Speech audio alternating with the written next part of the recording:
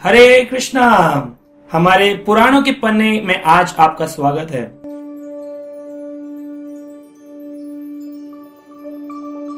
लोग अक्सर एक प्रश्न पूछते हैं, मनुष्य शरीर कैसे प्राप्त होता है। कुछ संप्रदाय हैं, कुछ समाज में ऐसी व्यवस्था है। लोग कहते हैं कि 84 लाख योनियां घूमने के बाद मनुष्य शरीर मिलता है और एक बार मनुष्य शरीर मिल गया तो फिर बार बार मनुष्य शरीर मिलता रहेगा। ऐसा नहीं है। मनुष्य शरीर मिलने के बाद भी आप अधोगति को प्राप्त कर सकते हैं, यानी नीचे योनियों में जा सकते हैं।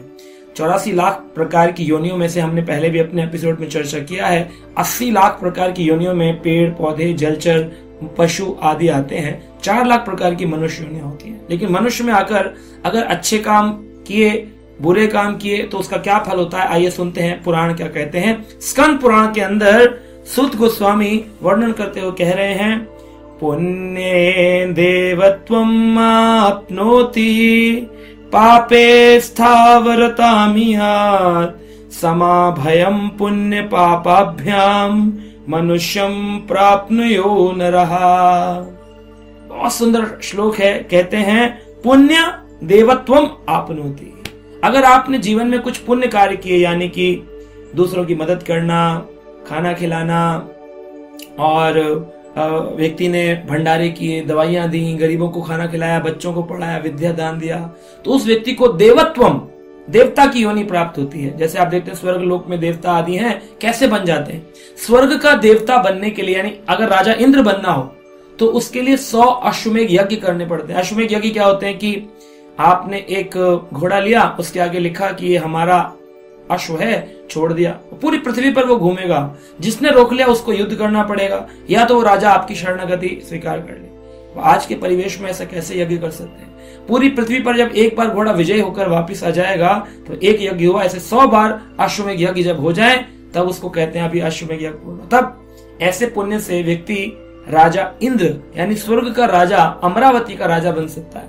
लेकिन अगर अन्य देवता ही बनना हो तो उसके लिए क्या काम है, अन्य देवता बनने के लिए पुण्य करने पड़ेंगे। अच्छे अच्छे पुण्य करें, अच्छे अच्छे काम करें तो व्यक्ति देवता बन सकता है। लेकिन पाप कार्य करें। पाप क्या होता है, शास्त्र में जो वर्णित नहीं ऐसे कार्य, जैसे मांसाहार करना, मदिरा पान करना, स्त्री के साथ दुर्व्यवहार करना, मारपीट करना, बुरी जुबान बोलना, ये सब काम जो करते हैं स्थावरम, उनको स्थावर योनि प्राप्त, यानी कि यक्ष की योनि, पेड़ की योनि, कीट की योनि, ऐसी अधो योनियां प्राप्त होती हैं। स्थावर यानी कि स्थावर और जंगम 2 प्रकार की योनियां होती हैं, तो ऐसी योनि उसको प्राप्त होगी। लेकिन समाभयम पुण्य पापभ्यम, अब किसी व्यक्ति ने पुण्य ज्यादा किए हो तो देवता, पाप ज्यादा किए हो तो पहले नरक में जाएगा, दुख भोगेगा, ट्रेनिंग होगी, फिर वापस संसार में आएगा।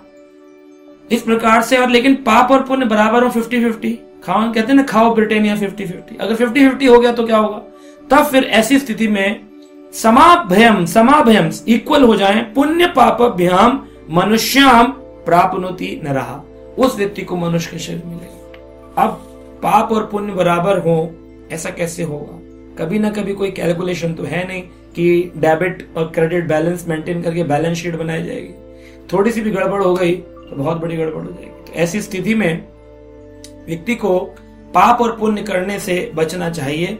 मनुष्य शरीर पाने के लिए उसको भगवान का भजन करना चाहिए। भगवान का भजन करने से पाप और पुण्य दोनों ही समाप्त हो जाते हैं। कहते हैं जैसे लोगों का संग करेंगे, जैसे गुणों का संग करेंगे, वैसी योनि मिल जाएगी। कारणम गुण संग अस्यो सद असद योनि जन्मसु, अच्छी या बुरी योनि मिल जाएगी। अब आप चाहते हैं कि आपको भगवान का धाम मिल जाए, उसके लिए भक्ति को बढ़ाना चाहिए। लेकिन अगर भक्ति करते में अगर आप पूर्ण भक्ति नहीं भी कर पाए तो कम से कम आपको मनुष्य शरीर मिलने की तो गारंटी हो ही जाती है। आप पशु नहीं बनेंगे, पक्षी नहीं बनेंगे, कीड़ा नहीं बनेंगे। ये भक्ति का फायदा है। और पाप भी आपके समाप्त हो जाएंगे। पाप को खर्च करना, पाप को जला देने की शक्ति केवल भगवान के नाम, भगवान की हरि कथा में है। इसलिए भक्ति करिए, आप गारंटेड मनुष्य तो कम से कम बनेंगे। और अगर भक्ति अच्छी हुई तो भगवत धाम में प्रवेश करेंगे, जहां जाने के बाद वापस आना नहीं पड़ता। हरे कृष्णा।